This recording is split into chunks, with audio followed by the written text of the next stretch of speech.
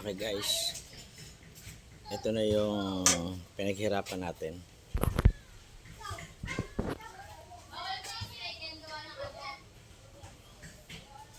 Semi-automatic to. Ito yung shampoo. Magmi-mix dito.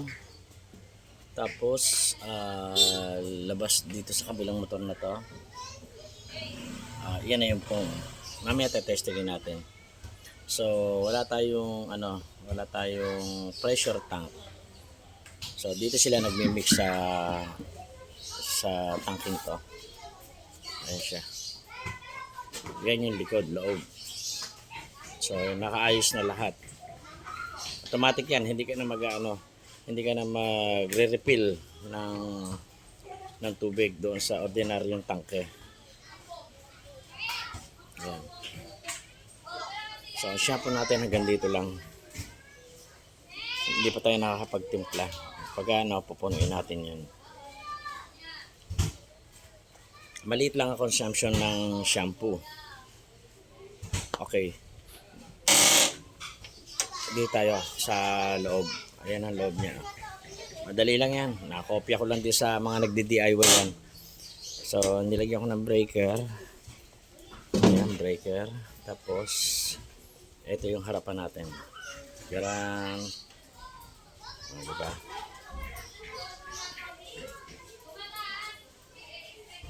Dapat ang ilalagay ko dyan ay iero. So, since na ako yung maraming plywood, marami akong stock na plywood. So, plywood ay nilagay ko. Pangit naman pag plywood lang. So, kaya nilagyan ko siya ng formica. So, naandito lahat yung mga sekreto natin. Ayan. Actually, hindi sekreto yan. Alam ng iba yan. So, ito lagayan ng pera. May lock na. Ito yung ating hose reel. Okay. Kinonvert natin. Bibili tayo ng mga adapter. Pinalitan natin. Kaya wala siyang leak. Connected doon sa loob. Ayan. Ito naman yung ating sa shampoo. Pinutulan ko kanina. Mali ako. Dapat hindi ko naputulan para mahaba. Plano ko palagyan ng guide. Parang hindi na siguro. At least hindi lagi nakalaylay sa karsada. Ito 12 meters.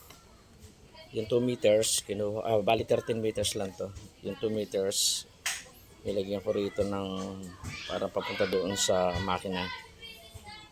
Sa pressure washer natin. Natatanggal siya ha. Pwede siyang tanggalin. Ayun. Tanggal. Tapos babalik natin. Pokpokin lang ng konti. Ayun. Ayun na. So, testing tayo.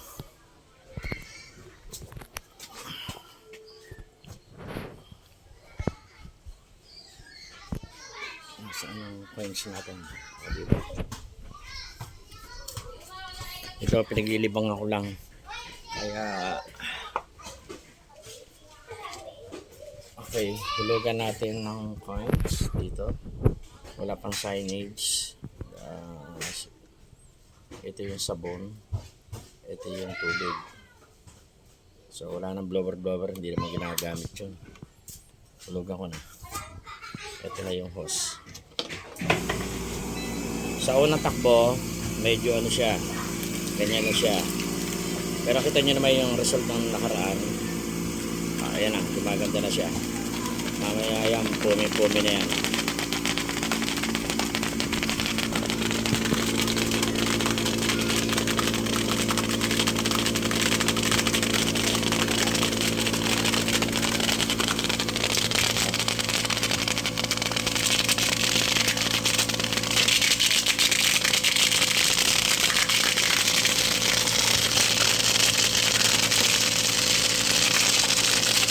Hindi ka na magmi-mix. Yung isa ko nagmi-mix pa ako, kaya lang isa nauubusan, nakakaya sa customer. Not bad.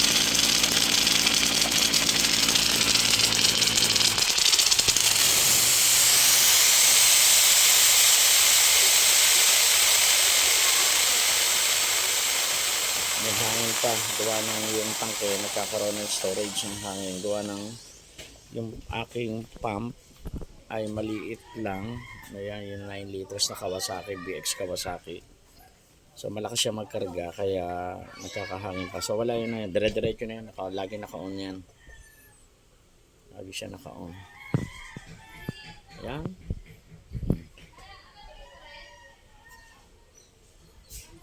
So ito, sa lang ginawa ko, testing ko. Hanggang dito yan eh. Testing ko. Ayan. Yan na lang ang natira. Ayun guys, pwede nyo nang gayahin yan. Hindi na tayo magmi-mix. Sabi ko nga, ang concept na ito ay nakuha ko kay Cabendo Alas ng Quezon Province. Taga Sariaya ata siya. So yung kanya, welding, may tangke, mga surplus na gasol.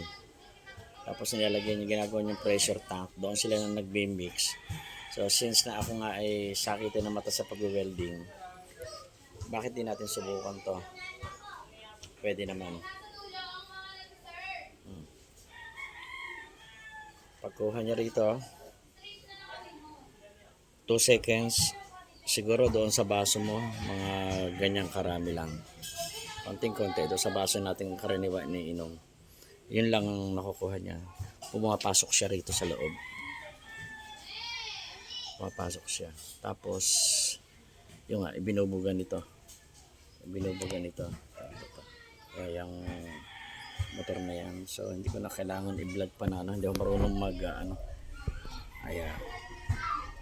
Yung isang motor, medyo mas maliit. Gawa ng 2 seconds lang na siya tumatakbo eh. So experimental yan. Kapag yan ay bumigay, siguro baka paltan ko na rin ng pani 12 volts yan. 12 volts yun.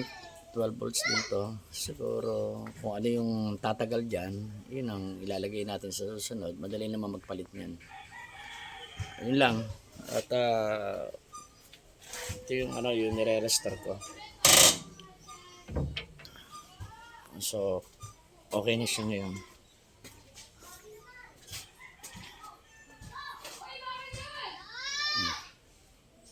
Sana tumagal yung plywood. Nakaka-protect din to. Itong Formica.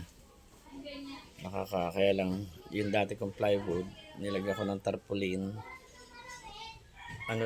Siguro mga 2 taon na lagas na ang plywood. Gagawa pa ako ng isa. Puro bakal naman ang ilalagay ko. So baka bukas pa magpa-welding ako sa tao ko. Kompleto na naman ako ng gamit. So yun lang, ma-share sa inyo.